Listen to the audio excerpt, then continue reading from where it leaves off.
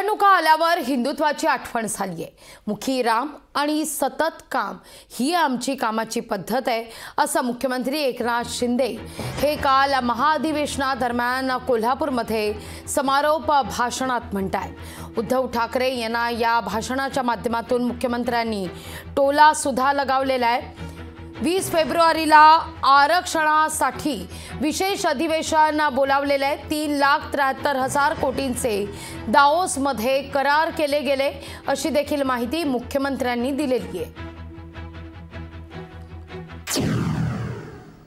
मुखी राम आणि सतत काम हे लोकांना काम पाहिजे, लोकांना आरोप प्रत्यारोप नको, लोकांना तुम्ही काय करताय ते पाहिजे। आणि घरी बसलेल्या लोकांना लोक पाठीशी उभे राहत नाही, फील्डवर काम करणाऱ्या माणसाच्या कार्यकर्त्याच्या मागे लोक उभे राहतात।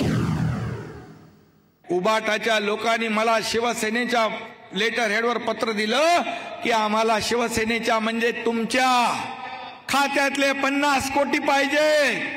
तुम्ही आम्हाला 50 खोक्याचा आरोप करता आणि 50 कोटी मागता। मी एका क्षणाचा विलंब लावला नाही, बोला ना बाळासाहेब नको, बाळासाहेबांचे विचार नको, यांना पैसे पाहिजे देऊन टाका। ताबडतोब देऊन टाकले।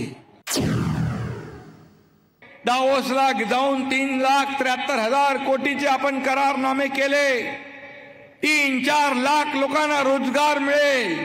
या कोल्हापूरमध्ये देखील उद्योग मंत्र्यांना सांगितले जेवढ्या आपल्याला किती इंडस्ट्री मग किती MIDC मंजूर झाल्या, 7 MIDC आपण कोल्हापूरमध्ये मंजूर केल्यात। हजारो लाखो लोकांना तरुणांच्या हाताला काम मिळेल। इथला माणूस मुंबई शहरात इतर शहरामध्ये नोकरीसाठी जाता कामा नये, जो गेलाय तो वापस आला पाहिजे, ही भूमिका सरकारची आहे।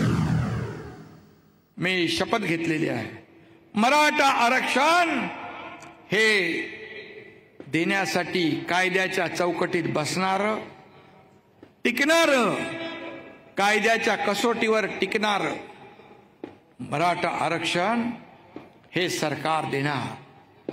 त्यासाठी 20 तारखेला विशेष अधिवेशन आपण बोलवलेलं आहे।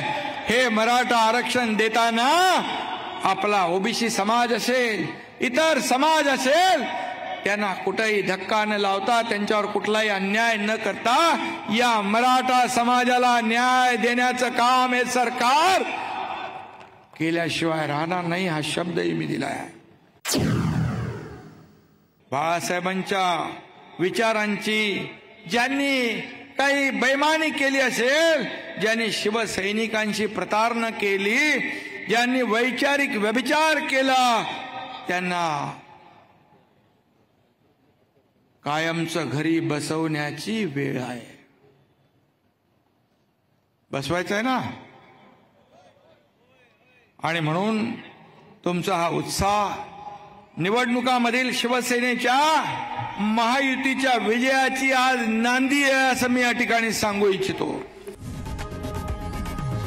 लोकशाही मराठी ऐका, पहा, जागरूक रहा।